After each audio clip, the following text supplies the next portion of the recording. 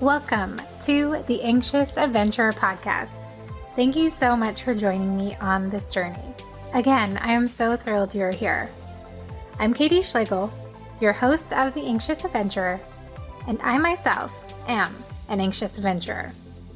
I know that sounds contradicting, but I'm here to tell you that if the thought of traveling somewhere brings up those feelings of anxiety, you've come to the right place. I've traveled to over 17 countries around the world. I've lived in Buenos Aires, Argentina, and trekked across South America solo. I don't say these things to impress you. Nope, that's not what I'm here for.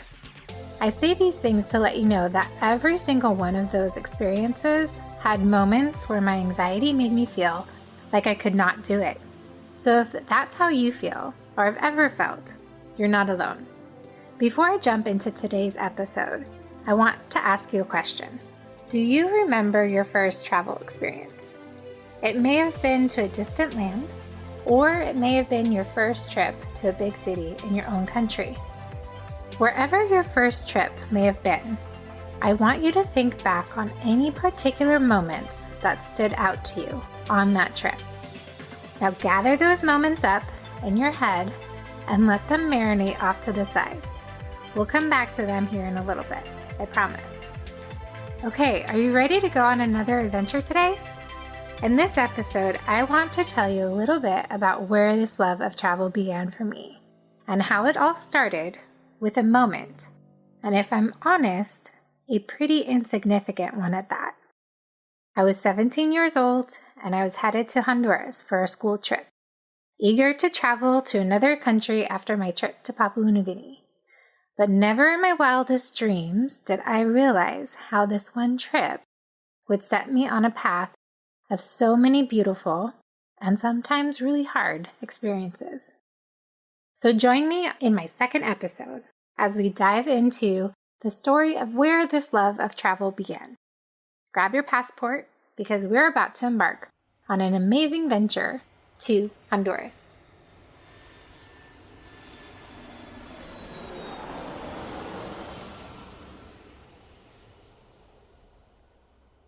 Welcome to Honduras, the land rooted in Mayan culture, beautiful beaches, and delicious cuisine.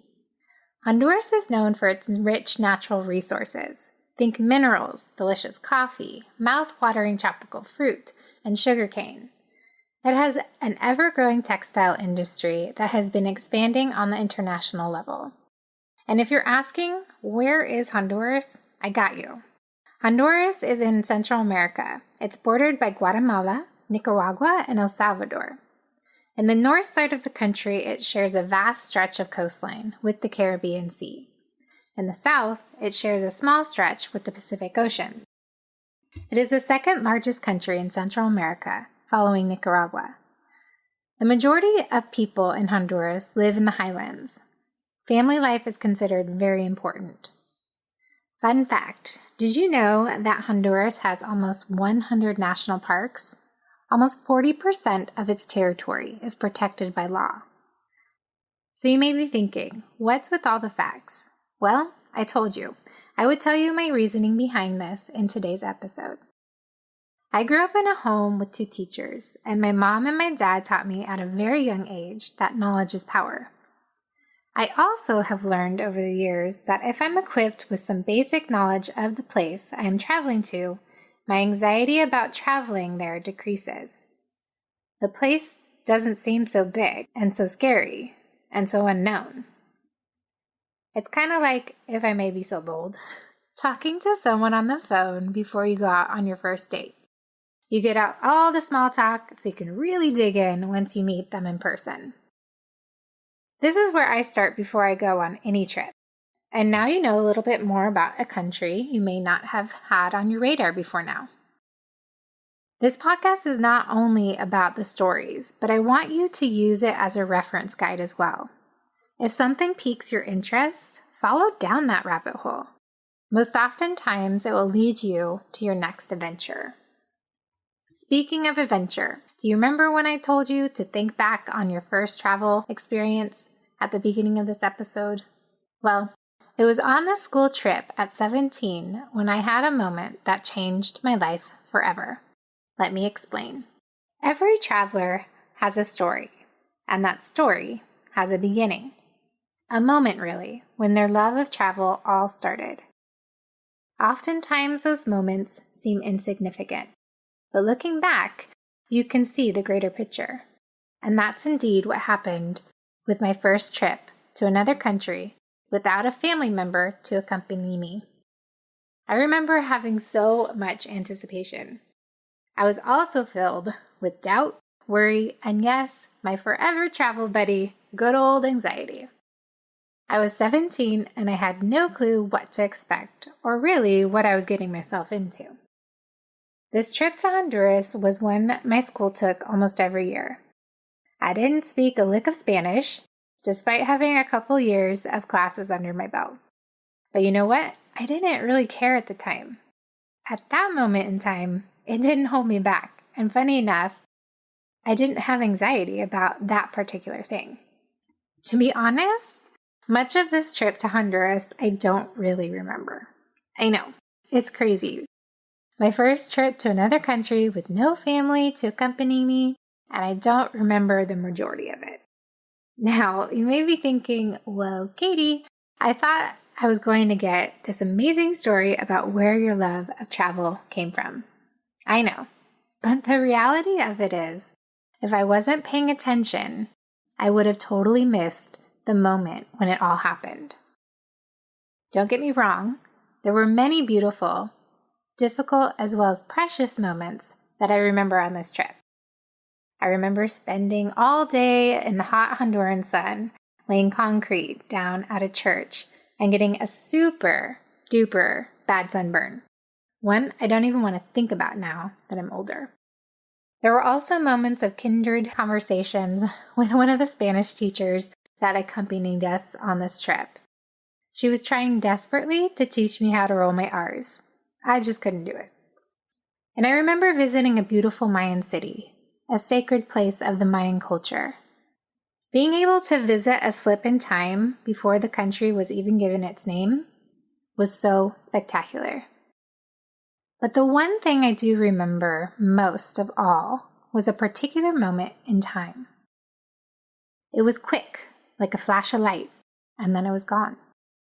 But I can truly say it changed my life forever.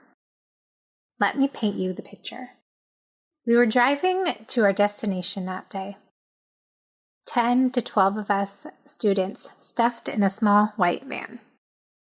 As I sat there squished in the corner, the loud city carried on outside around me. Cars swooshed by like some kind of organized chaos. It always made me nervous driving on the roads in Honduras. Our driver, thankfully, happened to be a local and brilliantly knew how to drive in the craziness. We zipped along the freeway, dipping in and out of traffic, going this way and that. I remember being a little more than anxious, not sure how this was going to end, when we went around a bend in the road, and that's when it happened. It was like the whole world opened up. The sky was so blue, dotted with white, fluffy clouds, letting the sun shine through just right. The view of the Honduran countryside was absolutely breathtaking. It was like Honduras was showing off for me. I took a deep breath, relished in the moment, and that's when it happened. I fell in love with this thing called travel. It was not a huge moment. It was not a big aha moment. It wasn't a declaration or even really anything significant. It was simply when my eyes were first opened up to the spectacular beauty of another place. It was like I was going through life before that, half asleep. And in an instant, I was fully awake, and I was hooked. Looking back, I realized it planted a seed in me that day, one I would later help nourish and grow. You would have thought this would have happened on my first trip to Papua New Guinea. Don't get me wrong, there were many special moments that led up to that particular one, as well as moments after that only solidified my love of travel. Everything played a part, for sure. But it was a journey, one that had to unfold. And it was almost like I needed to be away from the comfort of my family to have this brief, yet amazing moment to myself. So it could be my memory, just for me, and no one else's. It reminds me of this song in Hello Dolly. It only takes a moment. The main verse goes like this. It only takes a moment for your eyes to meet, and then your heart knows in a moment you will never be alone again. I have since learned to pay attention to these moments because they have become a treasure trove of memories that I hold dear.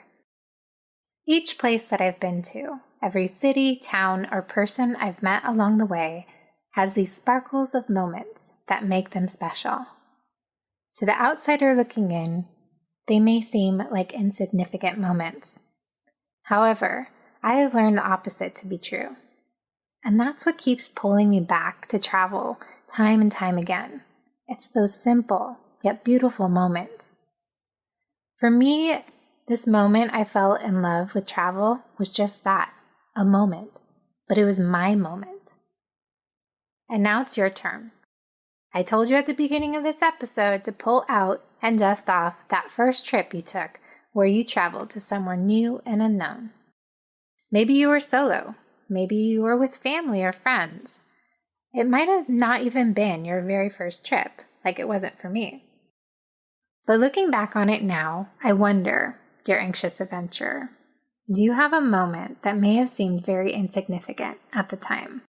But now, after years of your own adventures, you can see that, yes, this is when I too fell in love with travel. I wonder. Sometimes you will never know the value of a moment until it becomes a memory. Dr. Seuss. Let that sink in for a little bit. I'll say that again. Sometimes you will never know the value of a moment until it becomes a memory. A lot of the times we are not present enough in those moments that so impact us at a very, very deep level. So over the next couple of days, I encourage you to think back on those memories of your travel experiences. Reminisce. If you have old photos or videos, pull those out too. Try to pinpoint the exact moment when you too fell in love and just knew travel was going to be a big part of your life. I have no doubt that one will come to you. Value that moment for what it is. Hold it close. And if you haven't had a moment yet, because you are new to travel, don't you worry. If you pay attention, it will happen to you too. Remember, these moments don't have to be epic. They can be simple. I would love to hear about your experience. In fact, give me a follow on Instagram at Mariposa Skies. That's where I'll be sharing all the visuals of each podcast episode, including some great photos from this trip to Honduras. Thank you so much for joining me today. I hope you learned a little, laughed a little, and hopefully it left you with some things to think about. And please come back for my next episode as I share about my first ever solo trip to South America and how everything that could go wrong in that very first week did go wrong. Trust me, you'll want to listen to this one. It's a doozy. All right, until next time. Ciao, besos.